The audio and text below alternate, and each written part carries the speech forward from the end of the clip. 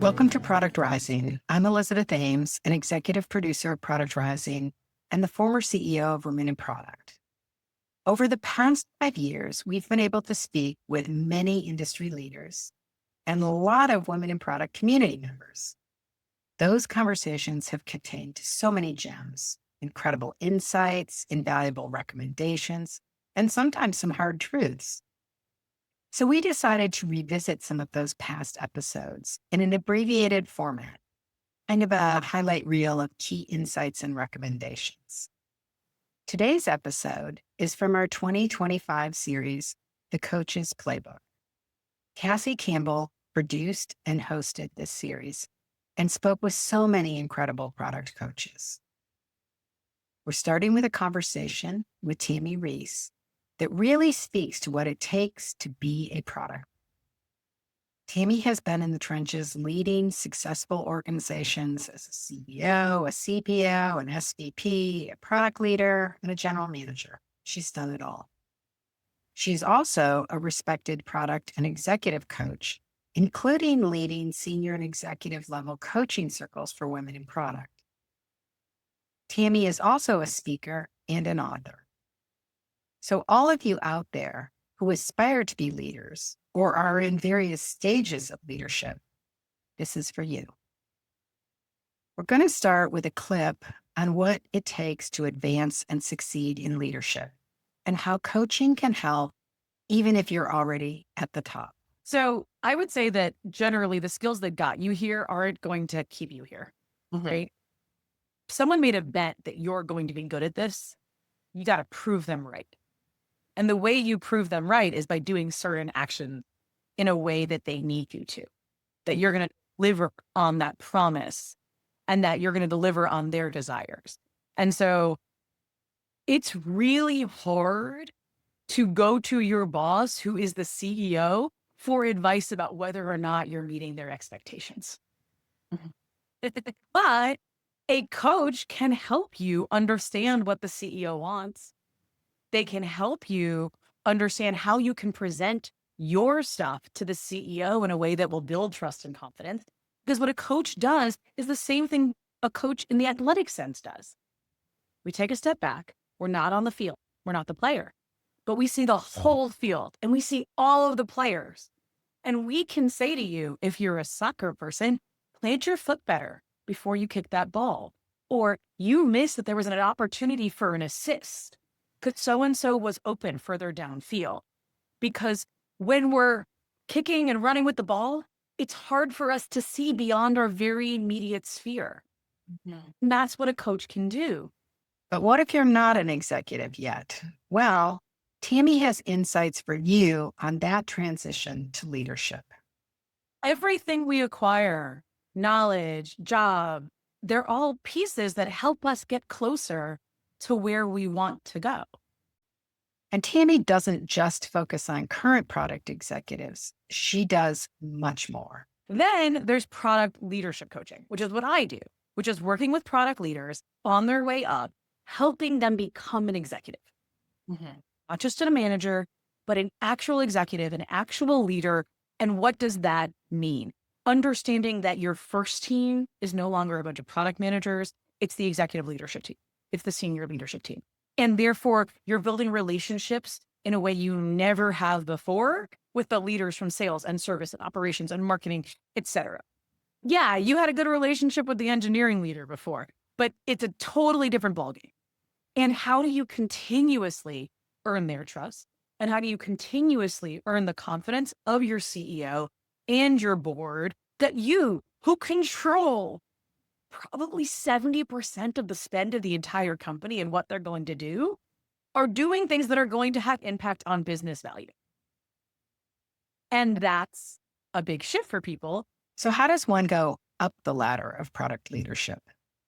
Tami describes this change in responsibilities in a way that I think provides real clarity. There's lots of different paths to get there, but it's good to know what ideal looks like. That's the destination, right? So with that being said, I talk about how there's a pendulum that swings between being execution oriented as a product manager and strategy oriented as a product leader. And that as you move to group manager, director, senior director, AVP, you're shifting your balance, right? Of like what you're going to be on. And so over time, you have to take more and more of your responsibilities that are related to execution off of your plate so that you could have more and more space to be thinking about strategic things. And not only thinking, but getting buy-in on those strategic things. Because simply writing a strategic plan that goes nowhere isn't very helpful. It's about crafting and sharing and deploying that strategic intent.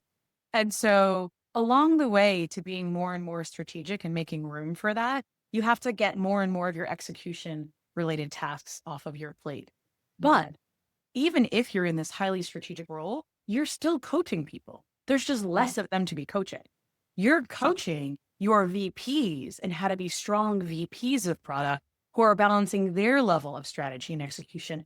And you're supposed to be coaching them good enough that they can coach their directors and they can coach the senior managers and they can coach the group PMs and they can coach the individual ICs, because coaching is it trickles through. It's the real trickle down economics, right? Because that's what needs to happen. And unfortunately, you don't do a good enough job at the middle people and teaching them these leadership skills so they can help the people who report into them do better. And so that the people above them can have more time for strategy. They're still stuck in the execution because the middle layer doesn't know how to influence and build bridges. I'm all about the middle out right now. That's it. But what are the things that prepare you and set you apart? Tami has some great insights here as well. We work together to get shit done.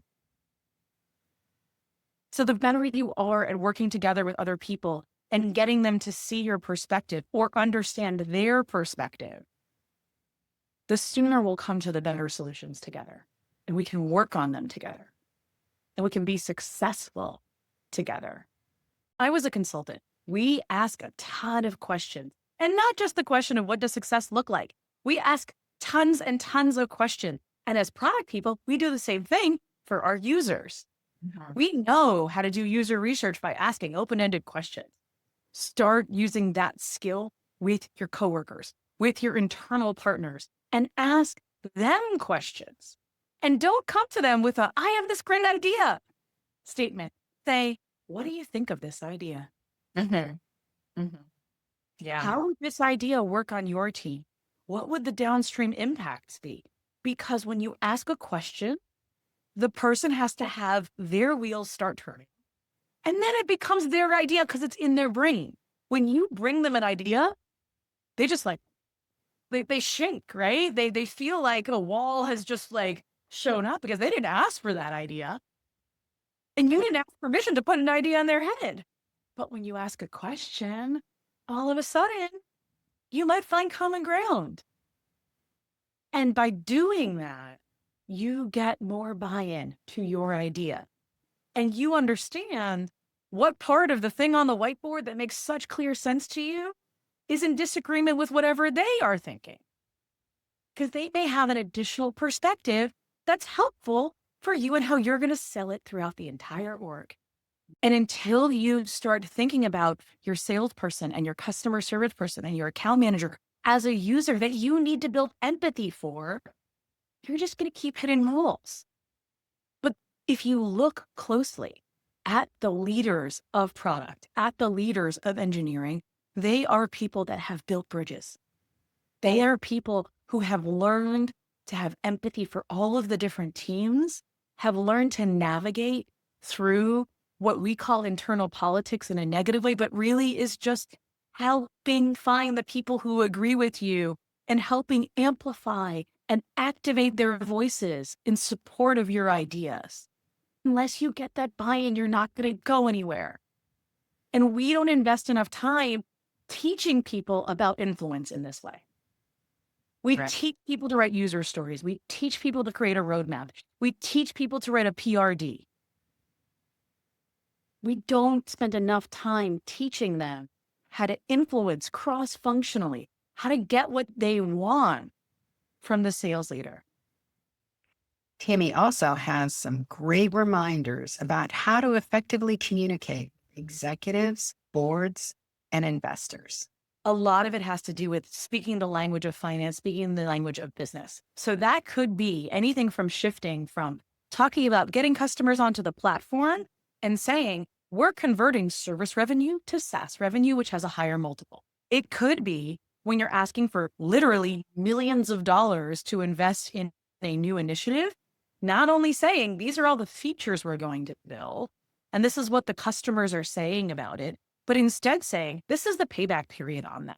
This is what we're going to upsell and cross-sell because of that. This is the new revenue that will be brought in from our existing customers, thus increasing net revenue retention. And after 3 years, the ROI, the return on your $2 million investment, is going to be $6 million. Mm-hmm. Because that's so much more valuable than talking about the roadmap of features. What makes investors trust a product leader? What makes investors trust a CEO or a CSO? And learning the business language that investors talk, and so many product leaders never get taught that stuff. They don't know how to talk about net revenue retention. They don't know how to talk about operational costs and gross margins. But if you do, you're an echelon above. If you've done your homework, that's great. Put it in the appendix. You want 2 or 3 slides that have the thesis of what you're doing, the most important points that back it up. And if someone asks you a question about something else, you can say, oh yeah, that's in the appendix. Let me show you that graph. And then they will say, okay, this person did their homework. But you're not word vomiting at them. You're not data vomiting at them and saying, I have all these things, blah, blah, blah, because they can't hear it all. They're expecting you to deliver an executive summary. Give them an executive summary. And if they want to read the appendix, it's theirs. But you come off as more of an executive when you say only what needs to be said. Big power. She also has great recommendations about how to find new opportunities, or maybe facilitate opportunities finding you.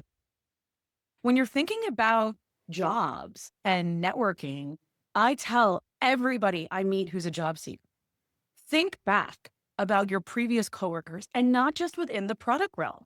Who did you develop a relationship with in sales and engineering and design, that they know you were good at what you did, that you were an excellent person to partner with, and find out where they are. Find out what jobs they know about, because everybody has moved. We've all moved, possibly 2 or 3 times since the last time you were in this really positive relationship together. And they will remember how much fun you had together, being impactful, driving outcomes. And they would like to work with you again, chances are, in the same way you would like to work with them again. Or they'd like to introduce you to somebody else they like. So you two can work together. It's all about who you know at this point. I think one of the things that you can see here is the value of having an experienced coach who can guide and support.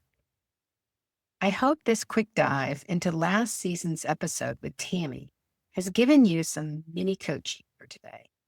Some insights, reminders, and recommendations about how to grow as a leader and maybe even find your next role.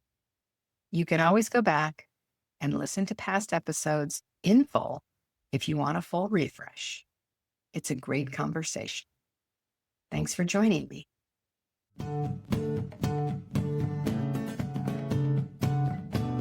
Thank you for listening. This podcast is an original production of Women in Product. Follow us on Apple Podcast, Spotify, or the Women in Product YouTube channel. Leave us a review so that others can discover us, or share this episode with someone you know. Original music provided by Jimmy Hahn.